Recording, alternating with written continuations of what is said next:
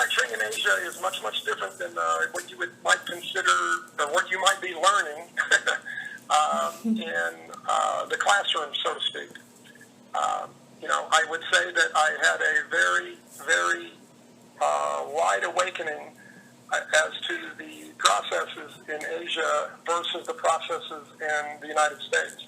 So I was fortunate enough to work for a local company as a very young person, Williamson-Dickey Manufacturing, just here in downtown Fort Worth. And I did work under the ownership there on the Walmart account. And there was a very standardized, hierarchical process, right?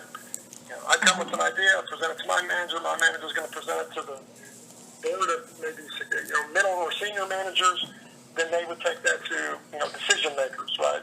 And maybe those things come through, maybe they don't.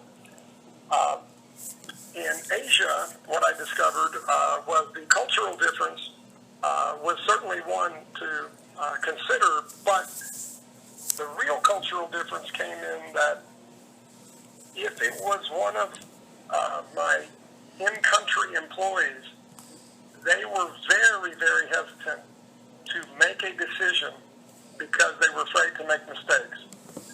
Because in the traditional Eastern company hierarchy, boss makes the decision. We have to remember it's a communist country.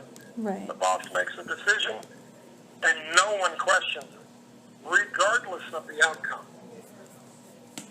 And so that was a very long process, more than 3 years, for me to have the individuals that I was able to employ understand that I did not have to make every decision, and that they could use their expertise and their knowledge to make those decisions. And if mistakes occurred, it's certainly okay. Everything is fixable.